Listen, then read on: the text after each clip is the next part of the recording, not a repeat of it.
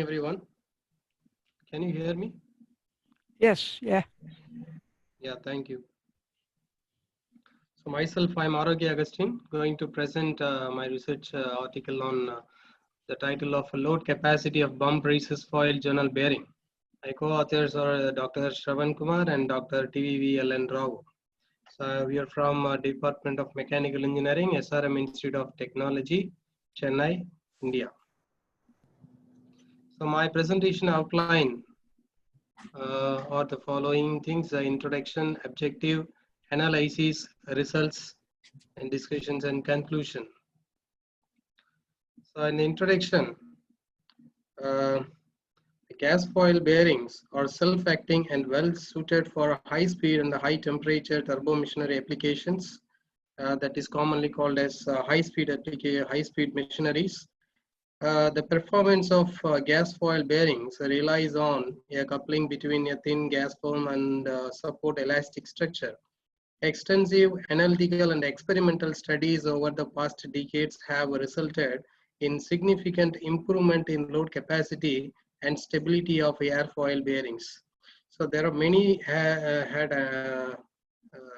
there are many studies that had done already on these areas to find what is a static and dynamic behavior of the gas foil bearing. The purpose of this study is to investigate the load carrying capacity of foil journal bearing with the bump races. So that is what our objective. And before that, I want to explain what is air bearing or gas bearing.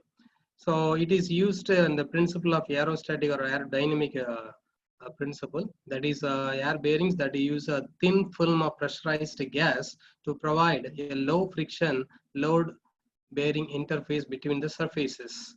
The two surfaces do not touch so that it will avoid the friction. So if there is no friction, no wear and no wear particles, and the lubricant handling system is also minimized. It is one of the major advantages, and using lubricants in the bearing is also one of the difficult complicated one. The leakage of lubricants will increase the friction between the shaft and rotor, shaft and bearing. So this airfoil bearing ensures the shaft and foil are separated by air's high pressure, which is generated by the rotation that pulls gas into the bearing. So this pressure is achieved by rotating the rotor at the high speed. So here this represents the rotor which is rotating at the speed of omega, and this is our bearing, airfoil bearing. So the high air pressure is generated between this rotor and this top foil, so that it is uniformly distributed on this bump and the recess of the bearing due to this top foil, so that we can get the stable rotation of the rotor and good dynamic and static performance also. So the objective of this study is to develop the analytical model for the recess extent and the depth of the top foil, and to analyze compressible modified Reynolds equation using short bearing approximation based on bump foil compliance coefficient and a recess configuration, and also to compare the results of load carrying capacity, that is of foil journal bearing with and without a recess. So that is what presented in this presentation. And for these analyses, the compressible Reynolds equation based on short bearing approximation is analyzed. The hydrodynamic non-dimensional pressure in a bump recess foil journal bearing is iteratively solved considering the change in film thickness due to deflection of compliant foil surface. The simplified compressible Reynolds equation under steady state conditions considering the short bearing approximation is expressed as follow. This one: R by L whole square dou by dou Z PHQ by 2 B by dou Z is equal to lambda into dou PH by dou theta. So in this one, so based on this figure, this figure shows the bump recess, the schematic of bump recess in a foil journal bearing. The non-dimensional film thickness for a bump recess foil bearing can be obtained by using this bump thickness, H is equal to 1 plus epsilon cos theta minus HB plus alpha P minus 1. So here epsilon is the eccentricity ratio and HB is bump height, and P is pressure, alpha is compliance coefficient. So by integrating this equation at the boundary conditions of P is equal to 1 at the Z value plus or minus 1 by 2, by integrating equation 1, we are getting the this equation P minus 1 is equal to 2 lambda into L by D whole square dou pH by dou theta into 1 by pH cube into Z square minus 1 by 4. So the non-dimensional pressure in equation 4 is integrated along axial Z direction. So by integrating along Z direction, we are getting this following equation in the simplified form. The solution of this equation to this non-dimensional pressure is obtained like this, and by simplifying the above equation, we are getting non-dimensional pressure P minus 1 is equal to 1 by 3 in lambda into L by D whole square like this. The non-dimensional pressure is further expressed P in terms of P. So here we can apply the value of L by D, epsilon, and theta and HB value. The HB equation is already shown. So by substituting the non-dimensional values of these parameters, we will get the load carrying capacity. We will plot the graph between load carrying capacity and a different extent. So the non-dimensional load components along the radial and the tangential directions are obtained by integration of the non-dimensional pressure. So this is W is non-dimensional load carrying capacity along the radial direction. This W is along the tangential direction. So in this equation we are substituting the values and we are getting the resultant non-dimensional load, and the resultant non-dimensional load is expressed as follows: W is equal to root of W epsilon square plus W phi square, and the results are obtained and plotted like this. So the non-dimensional load capacities of bump recess foil journal bearing obtained based on short bearing approximation. And this figure shows the non-dimensional load capacities of bump recess foil journal bearing with the varying extent of top foil theta t. So in x coordinate we are representing theta t, and y coordinate the load carrying capacity. So the non-dimensional load capacity increases. From the graph we can understand the non-dimensional load carrying load capacity increases with the increasing non-dimensional bump height on top foil from 0.1 to 0.4. So bump height is increased from 0.1 to 0.4. For these two values for bump height, the graph is plotted to know whether the load carrier capacity is increasing or not.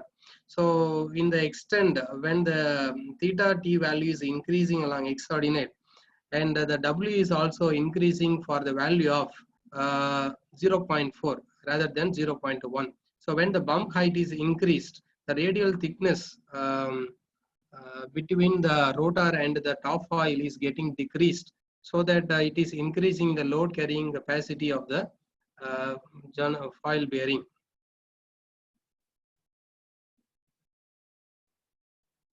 So the non-dimensional load capacity increases considerably with the increasing top foil bump extent from 40 degree to 160 degree with the eccentricity ratio from 0.1 to 0.5. So for the for the eccentricity ratio 0.1, 0.3, 0.5.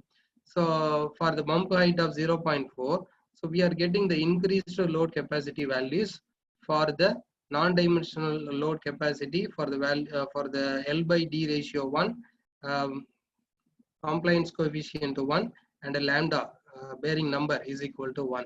So when we are changing this L by D is equal to 0.5, we are almost getting the same results for the same set of parameters.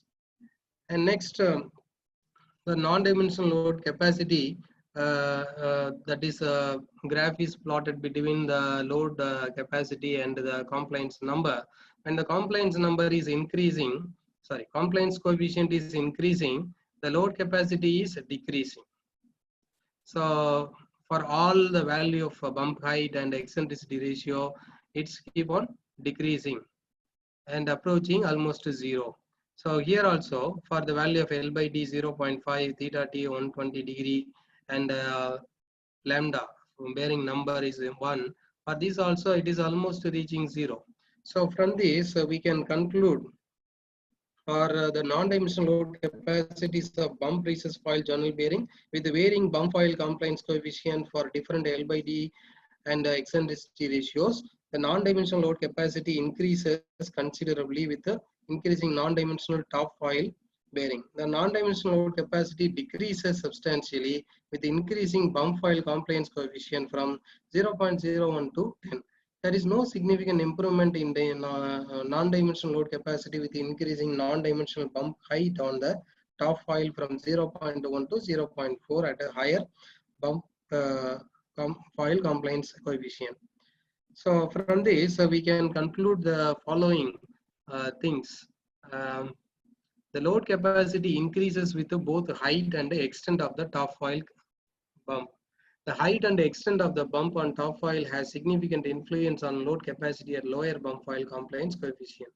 The bump recess region on top foil has potential to enhance the foil bearing load capacity operating at a lower bump foil compliance coefficient.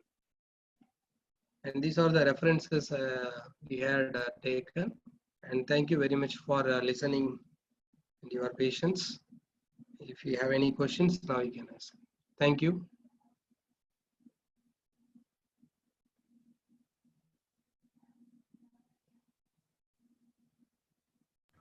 Do we have any questions on the chat? Any representatives of the paper here? Pardon? Hello? Yeah. Do we have any questions on the chat, Dr. Leon? Any? Yes, I have seen one question. Yes, sir. Were extreme journal positions considered in determining the load capacity? Okay. Audio is not clear. Hello? Yes, you hear me? Yeah, hear me. Yes. Yeah, I can hear. Were extreme journal positions considered in determining the load capacity? We have taken for 190 degree of rotation. Yeah, and one another question. Or 360 degree, 190 degree only.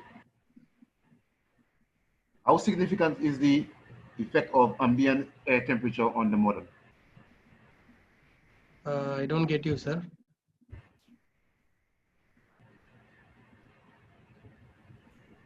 Question was, how significant is the effect of ambient air temperature on the model? So when the rotor is rotating, it is pulling the air from the environment. So due to the high rotation of the rotor, it is generating the pressure, high pressure between the rotor and the top foil. So this pressure acting as the medium between the rotor and the top foil. So it is bringing the stable condition between the rotor and the bearing.